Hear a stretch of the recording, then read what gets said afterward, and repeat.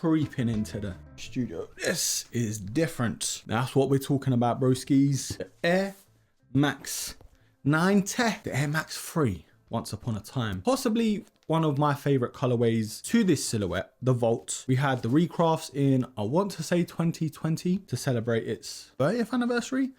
My maths is correct. What a great colorway. What a great pack overall. And this one has done this sneaker justice. Gore-Tex with Nike, especially on the Air Max 90s. It's kind of polarizing. I mean, before the infrareds and this colorway, the colors they gave us weren't the best looking. There was no nostalgia attached to it, and there weren't any like flair. You know, they were just sort of muted colors, darker colors as well. And I can see why, because especially with the infrareds and this now, these are going to get dirty. That's all I'm going to say. But yeah, let's start off from the beginning. Let's talk about the box. Obviously, I did do an unboxing video. Check that out with a couple other pairs. The box, as standard as you like, a red GR1. Although there is a Gore-Tex sticker on the sides. Not too exciting, but I guess it separates it from everything else. But the product sticker says though, Air Max 90 Gore-Tex, and the official colorway is Summit White, Cool Grey, and Vault. Before we talk about the sizing, a lot of you may be coming to this video to see if this shoe is actually waterproof or not.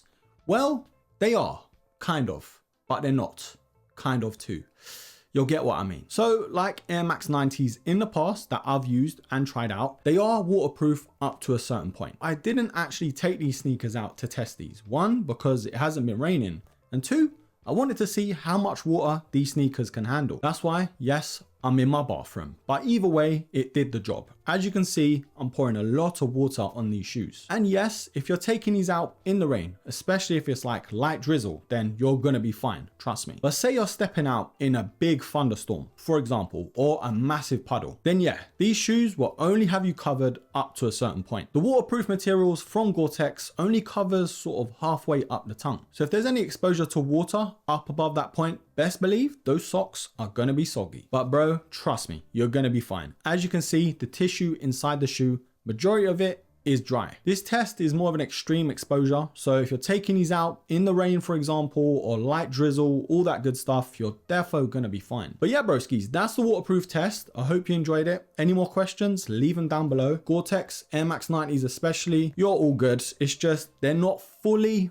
waterproof, and there's an asterisk there. Basically, they're waterproof, just not fully covered, if that makes sense. Only up to halfway where the tongue is. Now, sizing. Big topic with the 90 Gore-Tex. I made a big mistake with the infrared Gore-Tex once upon a time when I reviewed them. They were initially true to size for me, just like these, like straight out the box, you're fine. Well, with me, I'm narrow footed, so I can say that. But when you actually wear them and properly wear them, where you're out and about or your feet are swelling up, yeah, them pinky toes may be a thing of the past. So my best advice will be go at least half a size up. So any sizing you go with on the 90 silhouette, then yeah, just half a size up and you're all good. Now, before we move on to a more detailed look with this shoe, you know, with the shape, the materials, all that good stuff, links down below to purchase. So if you're still after these, look at that.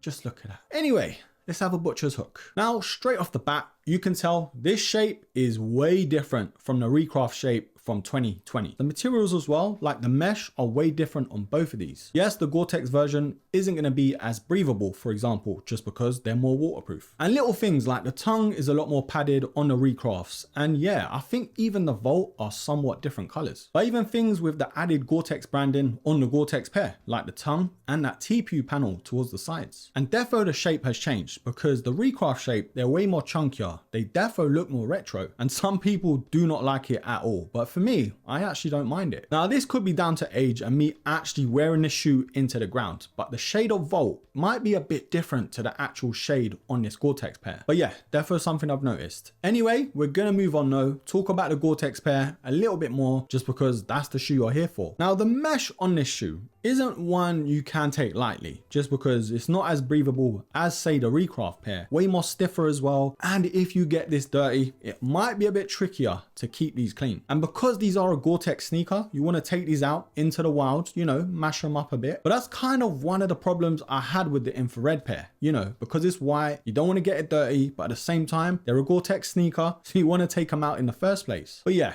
either way, it's a white panel. You know what you're getting with this shoe. Now, the shape of this 90 is pretty decent. I mean, it's nice and slender. It's sort of more slimline as well. Not chunky like some iterations to the 90. And yeah, that's something I do like. Now, the overlays though, they do look like synthetic leather, and that's really good for like weatherproofing, waterproofing too, and they're defo gonna be holding up, and even to wipe clean as well. Now, the Gore-Tex branding does replace the Nike Air Max branding there on the tongue. It's a bit weird, but once you're used to it, yeah, all good. And another panel they've changed up, which is very weird once you notice it, but yeah, they put the Gore-Tex on those TPU panels instead of Air Max. Moving on to the sock liner though, the top half is sort of that white mesh, and then below that is the Gore-Tex lining. Now, great in terms of waterproofing, like I've showed you, if you go up to a certain level, especially around the tongue, but it actually looks pretty good too. It's got that sort of two-tone look to it. Now, the insole's all blacked out with the Volt Nike Air branding towards the back, and it's exactly the same with the iconic back tab to the 90. We've got that rubber panel in that sort of muted Volt colorway with the black Nike Air branding, but now we've got the classic 90 midsole, of course coming in white with the Volt, and yes, a cheeky bit of white in the air unit. One thing I've noticed though, especially on feet, these are way more stiffer than the average 90, but in a good way. They're way more supportive, especially around the arch to your feet. But once you've worn them in, and I mean you have to really wear these in because of how stiff they are, they're actually pretty decent. Not the most comfiest Air Max out there, and not the most comfiest shoe, but yeah, defo more on the supportive side. Now, the outsole is defo something they've changed up here. The iconic waffle design does return to the 90, with mostly in black and that bit of grey towards the top of the toe, but yeah, there's that sort of exposed green, which I really like. Now, the only reference I can think of is stepping in the puddle, but yeah, I could be wrong. If you know, then comment that down below. Okay, we have to talk. Have Nike done this sneaker and this colorway right in the Gore-Tex iteration?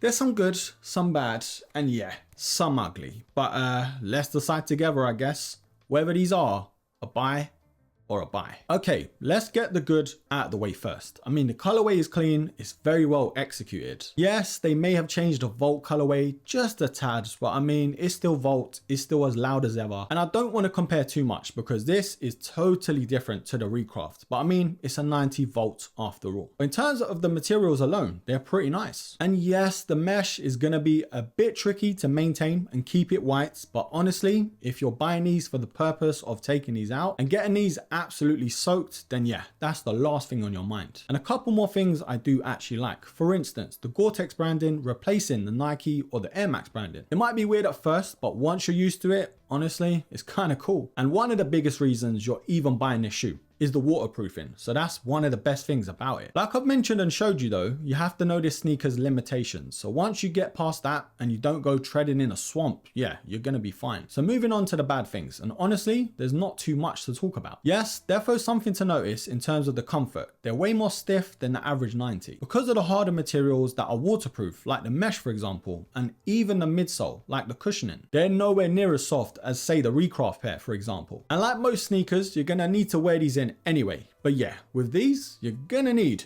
a little bit more patience. That's all I'm gonna say. Now, sizing can be a bad thing if you don't get the sizing right. And that's exactly what I did. I went true to size, got it wrong.